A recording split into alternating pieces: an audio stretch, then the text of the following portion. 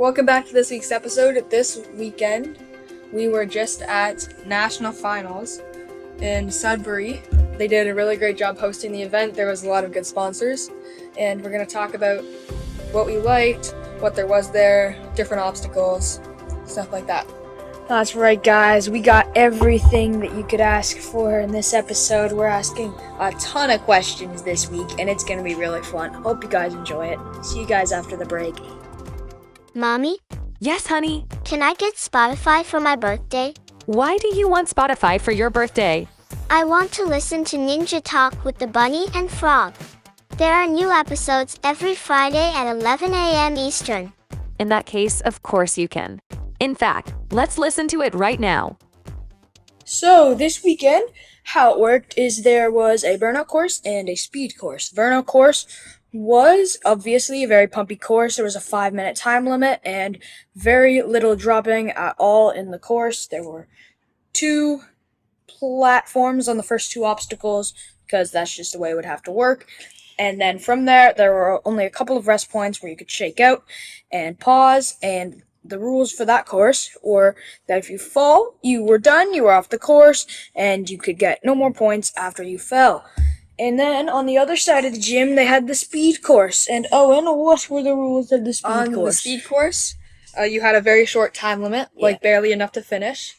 And they had some really flowy obstacles, and the rules were standard CNL rules, where you get 1 retry. Yeah. You keep collecting points after you fall.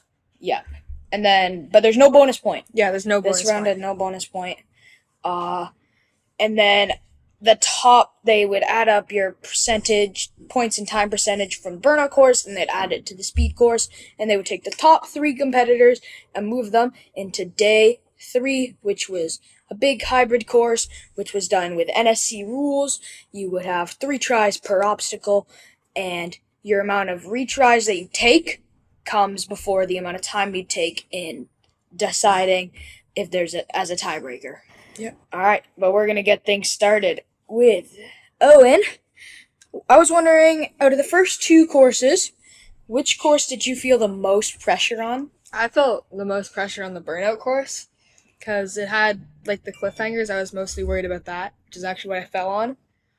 I hadn't been like very good at cliffhangers in the past, but I've been getting better at them. Yeah, But I was still very nervous for that, and I got in my head a lot that makes sense, yeah. during the Because they were cliffhangers. definitely like, what I didn't realize is that 2 of them were very juggy, yeah. and then like they were like kind of 2 of them were very slanted, so you had to go from like a juggier one to like a very unforgiving ledge, let's say, and it was on an angle too, so you had to go from that one to another juggy one that was also on an angle, then to a not nice one to oh, what's the word I'm looking for? Like a cannonball, right? Yeah. Cannonball, and then you had to continue there. So which course did you feel the most pressure on? Oh, definitely the speed course, because after placing relatively high in the burnout course, finished second on that course, I definitely really wanted to make it to Sunday, so I was really nervous, and after seeing a ton of people fall their time out on the course, definitely did not help that, but for sure, definitely I felt the most pressure on the speed course. Yeah, that makes a lot of sense. So which run that you watched this weekend were you most blown away by? Was there one run in particular? On the speed course, the run I was definitely most blown away by was Thomas Bernard in the pro division. Oh, that He guy. just lit the course up, with a 30-second time limit on a course that was not very, it was a speed course, of course, but only 30 seconds to get through it, and it was 12 obstacles. Not a lot of time. He got, after everybody was timing out and everybody, I think most people got 9 or 10 points, Yeah. and he just was moving and got past points that nobody else had before in the competition, and it was just so electric, and he ended up finishing first.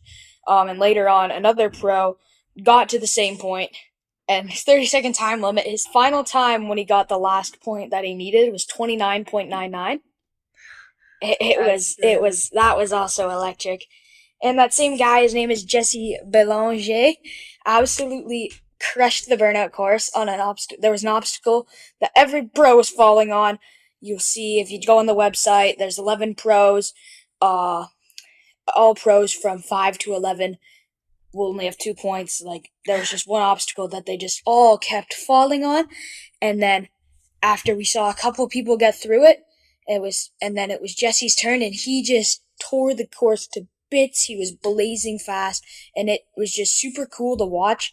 And he was definitely a run that, like, I had yet to run the burnout course when he ran, so it was definitely a run that I was really paying attention to see out his techniques. A lot of the pros from like Montreal and Quebec, we haven't really seen them before, but they're all like really, really fast and strong. They're all very fast. Like, they're very, very fast.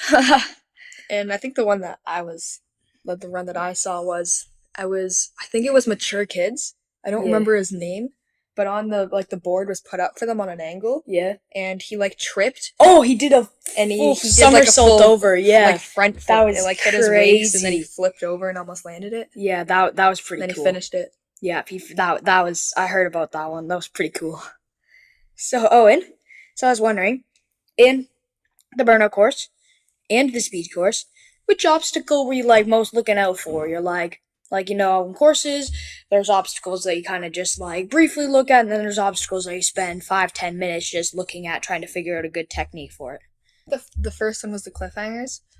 Usually I consider just going to the first angled one and like lashing to the next one.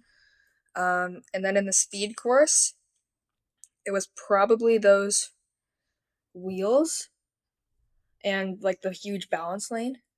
Like the spinning disc wheel things and the Diamond Dash? Not the Diamond Dash. The really beams. long. Yeah, I beams, got you. Yeah.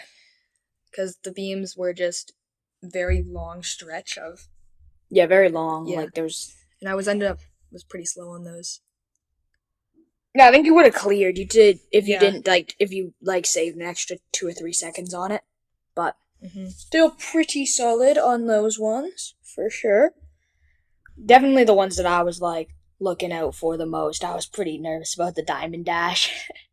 Like, I'd seen so many people like face plant head first into the next one, and I was just did not want to fall on it at all. Like, that would have sucked. And in the end, I did not fall on it. It actually wasn't that bad. So out of you did all 3 courses, and which one did you think that you liked the most? Probably Burnout. Burnout was definitely really fun. I unfortunately slipped on the very last hold. You know, when you just get so pumped that like your hands just don't open. It happens to everybody, but happened to me that time, and I mean, what are you gonna do about it? I mean, definitely, like, if I let go a little bit earlier, I would have gotten off, but I held on too long, and I just peeled off, flat-backed. Watched the video again, it was hilarious. Pretty sad at the time, but, like, pretty hilarious in the video. And, my final time on the burnout course was 2:20. Yeah, I don't think you took a rest. I didn't rest. Yeah, you didn't rest. I rested on an obstacle that wasn't a rest point. And, definitely the adrenaline I felt when I got to the last hold definitely was really good. Like, I was so, like, excited for sure, which definitely was cool. Like, I heard the whole crowd go, yeah! And then, and I was like, yeah, I'm gonna clear, and then no. Yeah, it was funny. You peeled off on your front swing, Jeffrey Cooper. Yeah, Jeffrey Cooper on his backswing and just ran, straight straight before me. Down the middle. Yeah, but we all did very similar fails on that obstacle, but pretty good though. I definitely enjoyed it. The speed was definitely fun. Yeah. Hybrid. Not like the finals day did not go as planned, but I'm sure we'll talk about that later. So Owen, with all the technical obstacles in the course, such as the board flip, the disc spinning things, the diamond dash, were you more focused on having a good warm up, or were you more focused on watching the other ninjas tackle the obstacles so you could be more prepared? So most of the technical obstacles, I had done the diamond dash before I'd done the board flip. The wheels were the one thing that I hadn't really done. Yeah. So I looked at it a few different ways and looked at like 1-2ing to them, but I also saw a lot of people reaching them, which is what I ended up doing. So I feel like on that particular obstacle, I spent majority of my time looking at that one. Yeah. I think I had seen a bunch of other divisions go first. Yeah. So when it was my time to warm up, I kind of knew what I was going to do already on it. That makes sense, yeah. And sure. which one do you think you were you focused on any of them a lot or? Definitely I was really focused on watching how people were doing the peg candlestick moving across the board, like the in between the two bars. That was definitely one that I was watching a lot because I'd seen all the pros who ran before me. They all slipped right off, and I definitely watched that a ton. And it was ended up being significantly like harder than I actually anticipated because I were more precise than I actually thought I would. So Yeah, I expected the hardest part of those to just be holding on to it. yeah, They were really grippy. The hardest part was like like you had to move it along, yeah. and then when I put it down, one side was like too far, almost slipping off, and then I had to like readjust, and then I think that kind of killed more energy than I would have liked it to. And so on the final day on the twist and fly, Yeah, that did not go very well for you. You could not get that out, and you were there for a long time. very about 3 long time. minutes. Yeah, around 3 minutes. Yeah. So until you made the move to go underneath it Yep. and catch the next one. And how did you mentally bounce back from that while you were doing the obstacle after?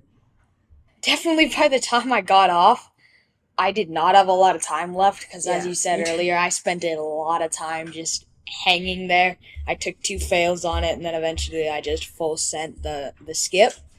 And but definitely I didn't have a lot of time, so I didn't really actually have a lot of time to think about it. I just kind of like just went for it. I like jumped up onto the trussing and I just threw myself at the next obstacle, and eventually timed out, but on the same thing. But I just didn't really have time to really think about it. Like I was pretty frustrated with it, but what you gonna do? I mean, what's done was done at the time, and I just threw myself at the next obstacle. So your burnout course run, of course, was definitely not what you were hoping for. You slipped off the cliffhangers, very unfortunate fall. So I was wondering how you mentally bounced back to crush the speed course. So like right after it happened, I was pretty upset. Yeah. But then I looked at it again and realized I didn't bump my hand far enough. Yeah. So then I just kind of like accepted it and took the speed course as like a fun course. Yeah. See where it would put me. And I didn't do the greatest on the speed course, but it felt like I was good on the first half. Very fast through the Yeah, first you were half. very efficient on the first half of the course for sure. Up until you probably got to that balance obstacle that we spoke about earlier, the very long And the beam towel lane. bars. Yeah, I planned and for the those towel shower bars bar and things, didn't do it. Did not go well. What was your favorite obstacle, you think, for the whole like competition? My favorite obstacle. Probably one that I actually didn't really get to try in the course, but I got to try it in Redemption. The magic hat dropping thing was so fun.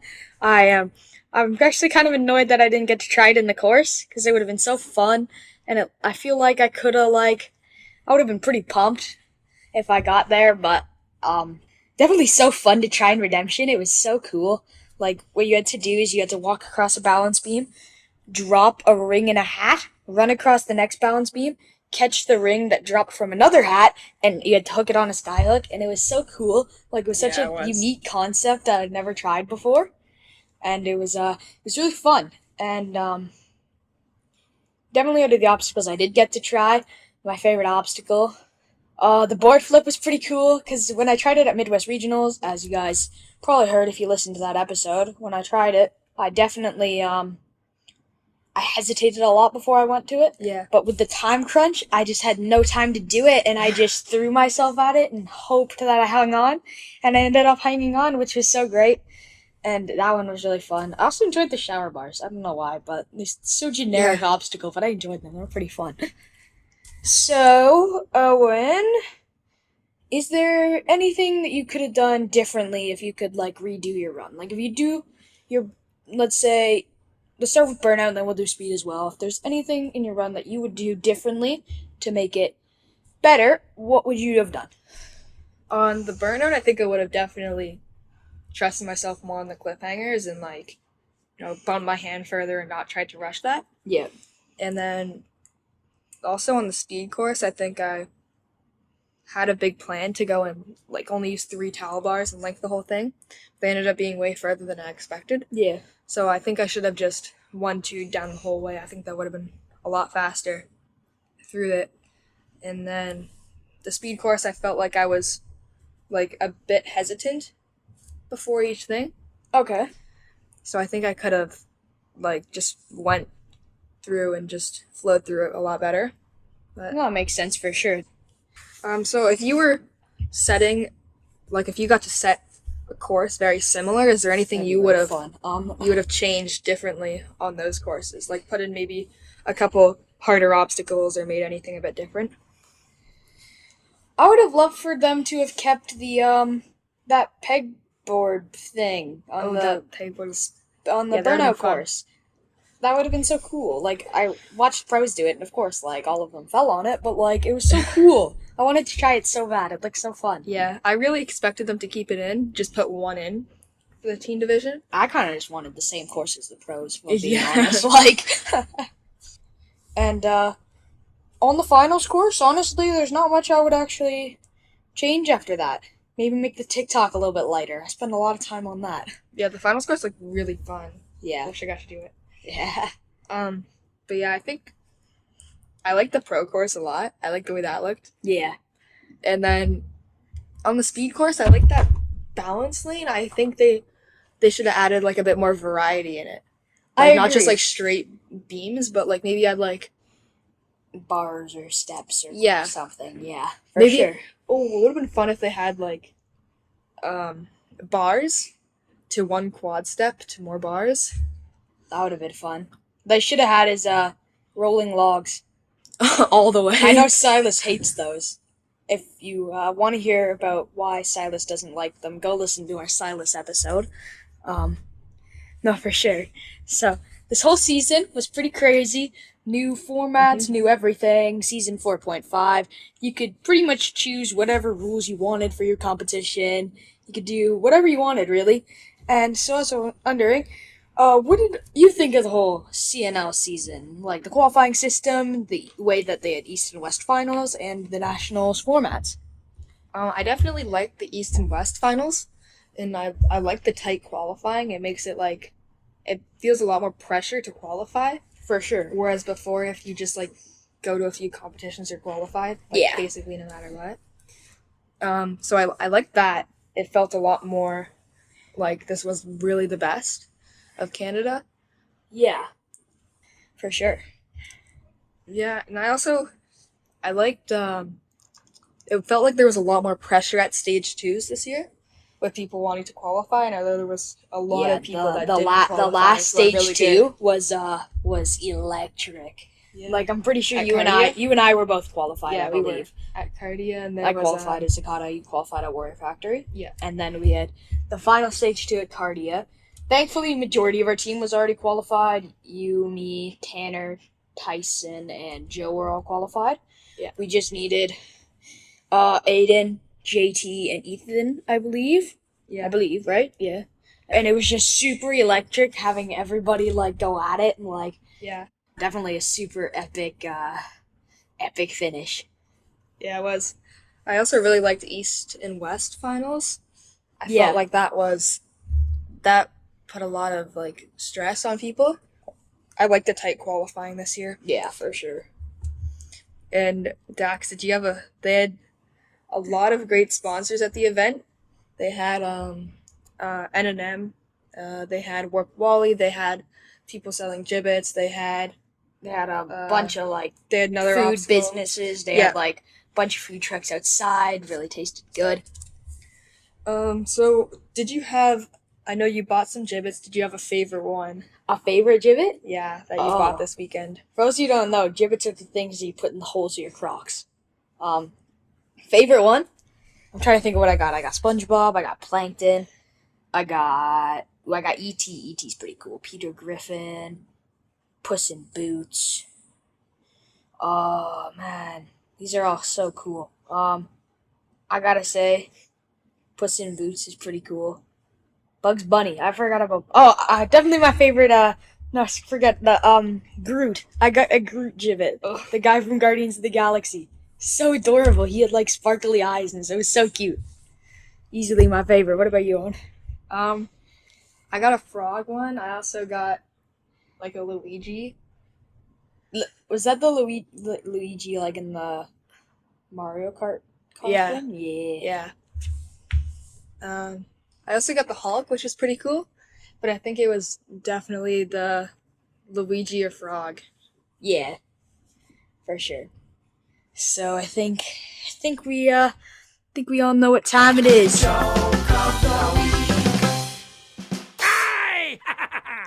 This week's joke of the week was requested by Air Riley, who is at Nationals, the daughter of the owner of Warped Wally, and it is, what did one ninja say to the other? I do not know. Wanna hang out? Ooh, okay. Alright, I like that one. I'm liking that. That's definitely one of our better ones. That's gotta be top 5 joke of the week. It's gotta be top 5 joke of the weeks. Thank you, Air Riley. We appreciate your joke. That was a pretty good one, actually. I enjoyed that. Hang out. By the way, please send us joke of the weeks. We're running out of ideas, please. And Owen needs new sources. I do need new sources. And Air Riley, if you ever have any more ideas, just DM us on Instagram. Got it? Yeah, this episode was a pretty good one. Nationals was really fun. Definitely epic. There was a lot of great people there. Yeah. Pat and Silas did a really great job setting those courses. They did. Oh, definitely enjoyed it. Thank you guys so much for listening. We appreciate it. See you guys next week.